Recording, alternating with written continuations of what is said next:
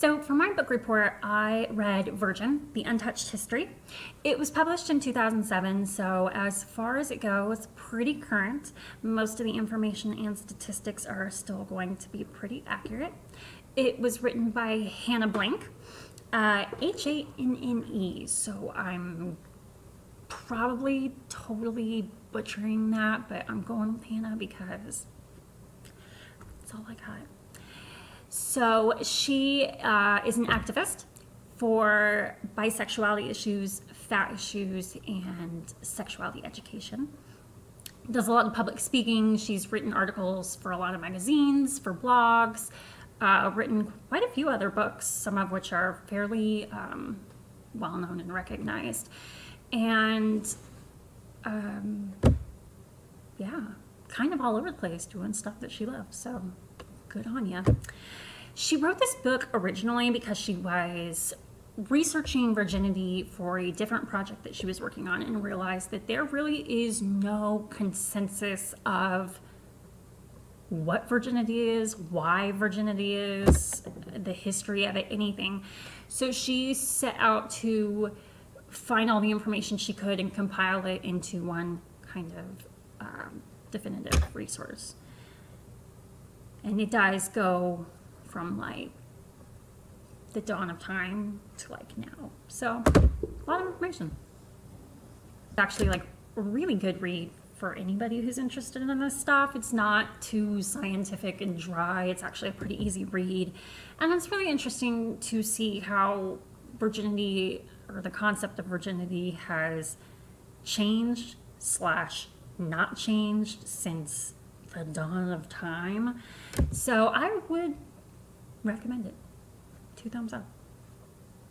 So how do we talk about virginity? There's really no way to discuss it without bias because it is a construct that we have created in our society, and so it is 100% dependent on, you know, which culture you're talking about. The one main kind of idea that's gone through time is that loss of virginity involves P and the V intercourse. So it's been a mainly heterosexual, you know, facet. In fact, I think men losing their virginity is only discussed like 3 times in the book, and it's because they were doing gay stuff. As far as men go, as long as it wasn't another boy, you could put it in whatever hole you wanted to. Women have always been the ones who suffer for losing their virginity when they aren't supposed to. So if there's one thing you should take away from this book, it's that men ruin everything. Nobody wants us girls to have any fun. Like, what is that about? So there's 2 ideas that really constructed the idea of virginity as we know it today. One of them is religion, especially Christianity. Judaism actually was kind of pro. I mean, they don't really talk about virginity, but they were kind of like pro-sex, whereas Christianity was very like, you can get married and have sex, but if you could not, that would also be great. And then the idea that women were property. And basically, due to good old-fashioned social climbing, it was about, you know, putting the best product on the market, and if your women were untainted by other men, then you could marry up. They were more desirable.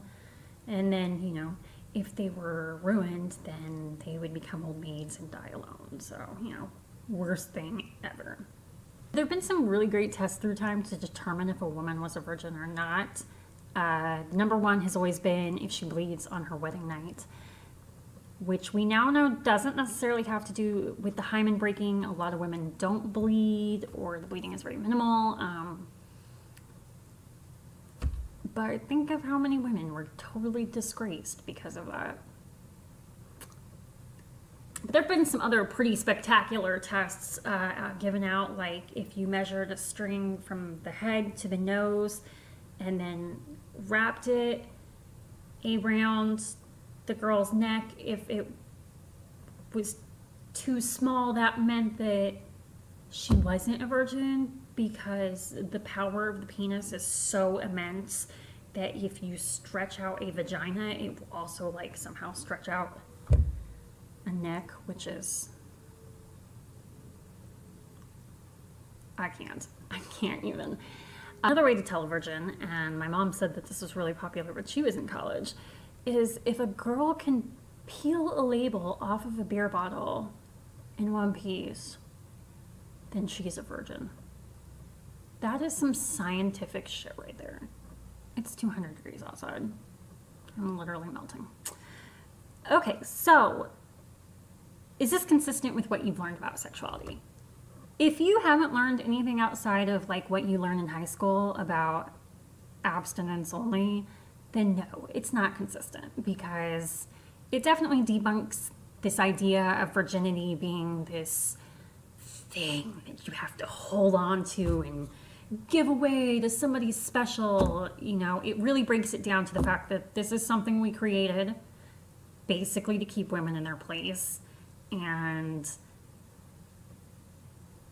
it really doesn't mean anything. It really doesn't mean anything.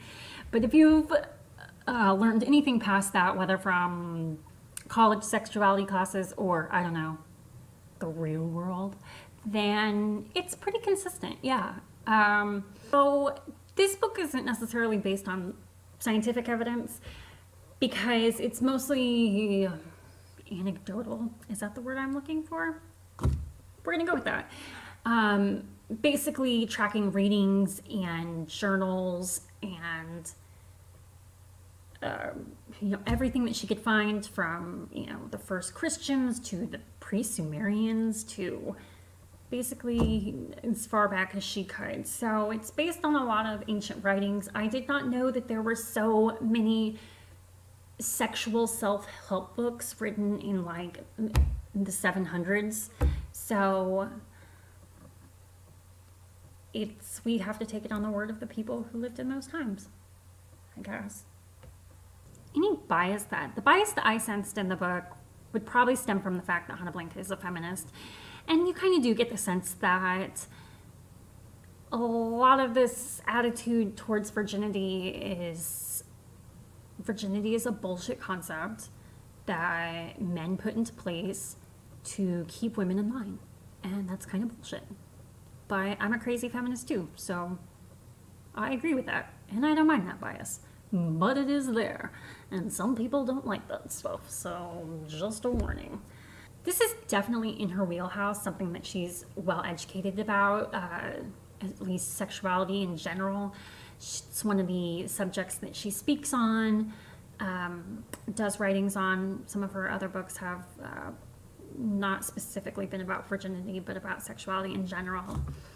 And she used to write erotic novels, so there's that. Would I recommend this book? Yes, absolutely. I think it was actually really good. It's a quick read. It was kind of mind-blowing. Some of the things that you don't think about, or I don't know, some of the methods they had to like determine virgins, I like had to put the book down and like, what? Just what is going on with people?